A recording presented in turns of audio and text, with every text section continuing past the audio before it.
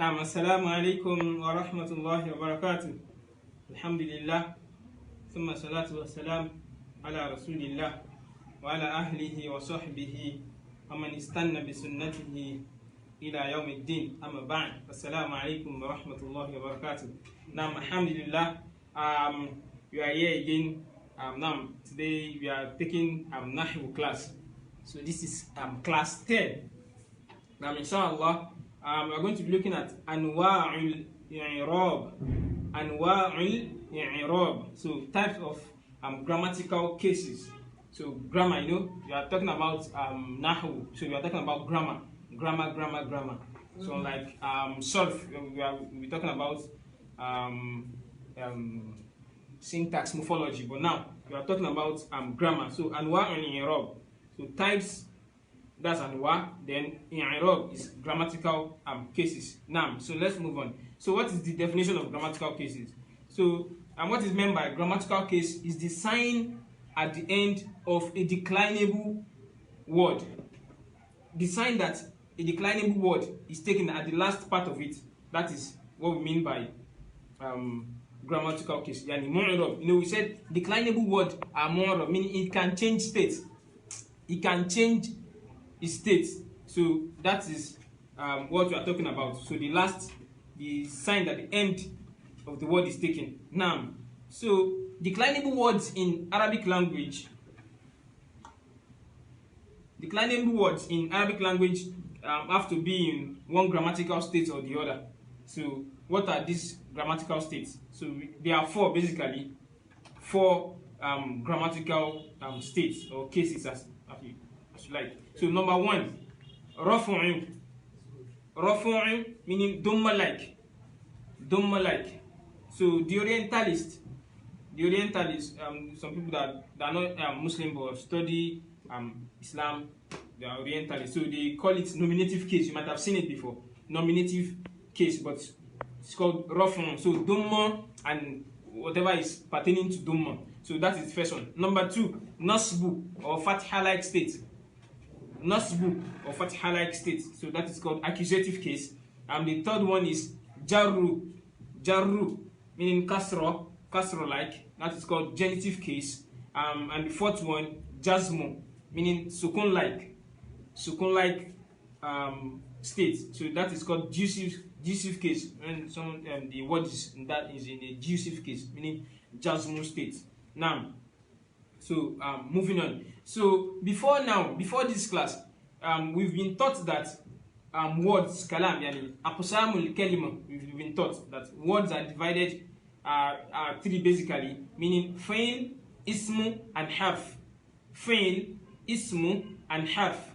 So yani verb, noun, and particle. And we have been told that only verbs and nouns can change their grammatical state because they are mu'rab. Remember tahta bina mudmarun, you should remember. So verbs, when the last part now said wazahirul asmahu wal mudari'u kilahuma mu'rabun yaqdil waqi'un, meaning the nouns and verbs can change their states, but as for particle it cannot change state because it is fixed already. It is mabni, it is indeclinable.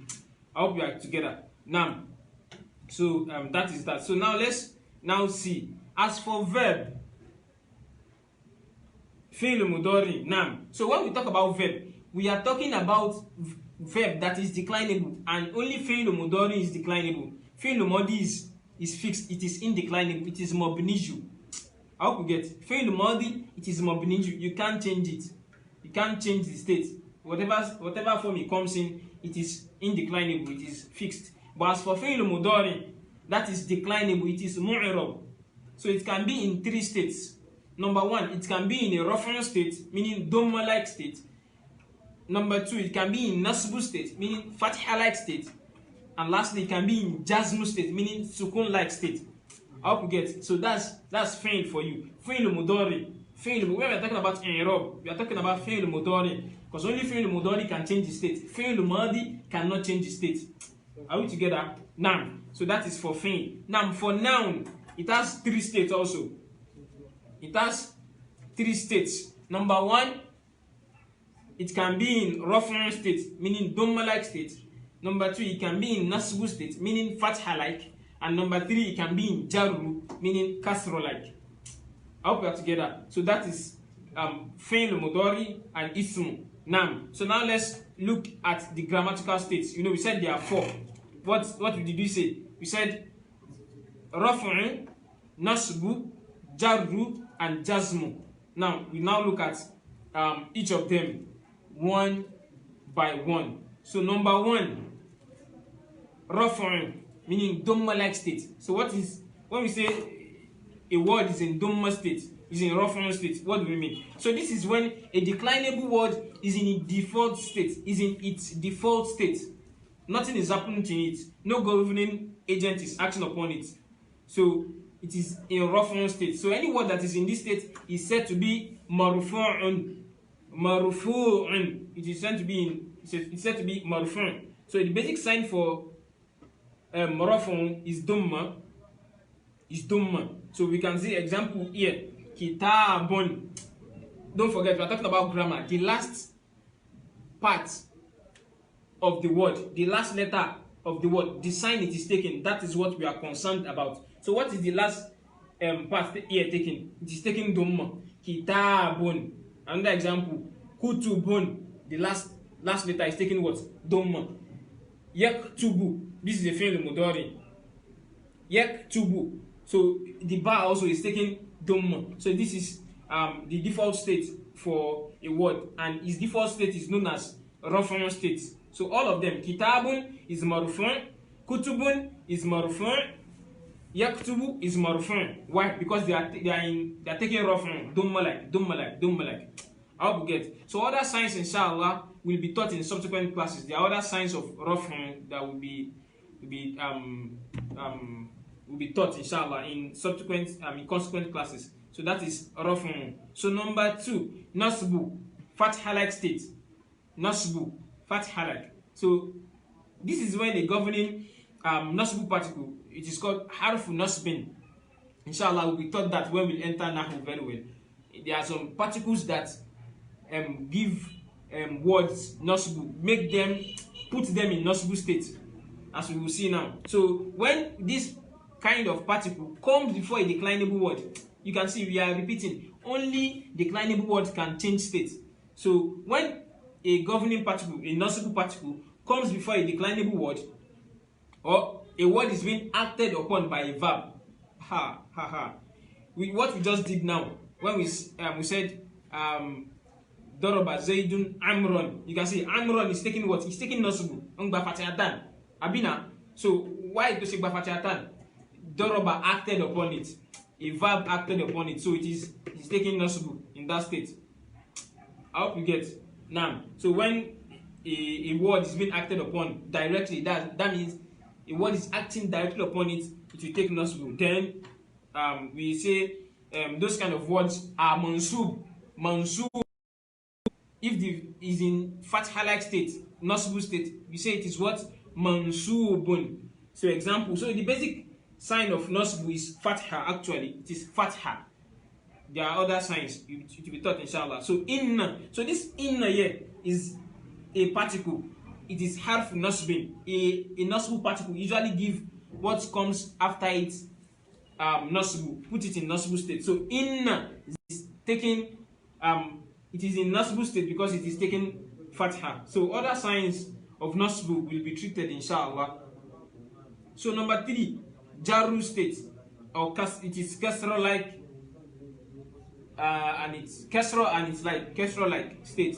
So how can a word be in kasra in jarru state? So this is when any particle comes before that noun, it will be in jarru state. So when a word is in jarru state, we said it is majrurun.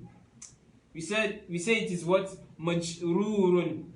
So example, so jarru state is strictly for nouns. So let's note, we can't see, because you see a verb taking kasra, is not likely, but there has to be a reason for it. There has to be a reason for it taking kasra. So example is kitabul ustazi. Kitabul Ustazi, the book of the teacher. You can see Ustazi here is what? Mudafun ilayhi. Mudafun ilayhi. So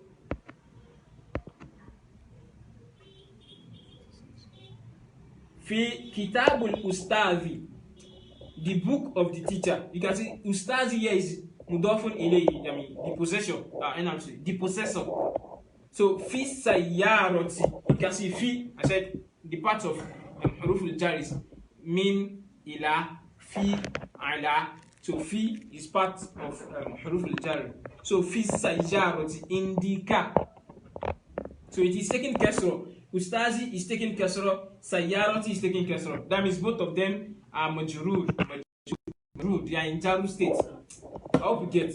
Now, so other signs of jaru we taught in subsequent classes, inshallah. So lastly, the last of the states, we've treated raf'un states, we've treated nasbu state, we've treated jaru state. So lastly, jazmu state, jazmu, sukun like state. Now, so this is when the governing agent harful jazmi, meaning a particle that makes a fi'l mudari to be in jazmu state. So harful jazmi. So when it comes before a fi'l mudari, it will put that fi'l mudari in jazmu state. I hope you get. So any fi'l mudari that is more recording now. So jazmu state. You said any fi'l mudari. We said jazmu is peculiar to fi'l mudari. Don't forget, we said for fi'l mudari, it can be in raf'un state, nasbu state, and jazmu state. So we are treating jazmu state here now.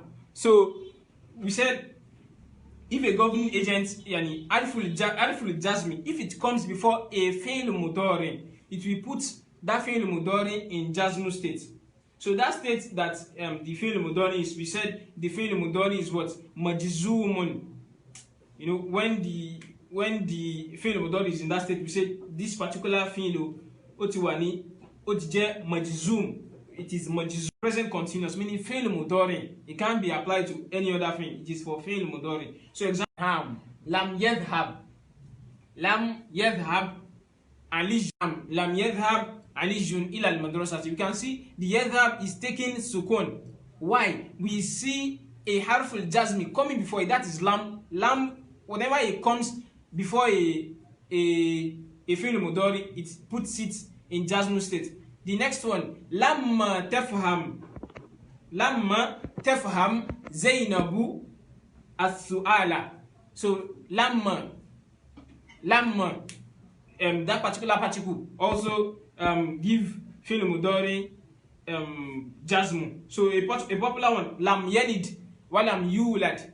Lam yalid, you can see. Why is it lam yalid? So people don't, until nam is good. But lam yalid, why to change basukun? Because of the lam that's coming before it. So lam yalid wa lam yulad. It begets none, nor was it begotten. I hope you get. So lam, the yalid is taking sukun. Why? Because a jazmu particle is coming before it. So summarily, so fi'l mudari and ismu are mu'rab, meaning they are declinable. I mean, the end sign, their last part of the word is declinable. But for harf, it is indeclinable because it is fixed, it is mabni. So its end signs are fixed in their natural state. So this is where we stop for this anwa in Europe. So let's try to go over the notes and try to practice, inshallah. May Allah subhanahu wa ta'ala ease our face. Assalamu alaikum wa rahmatullahi wa barakatuh.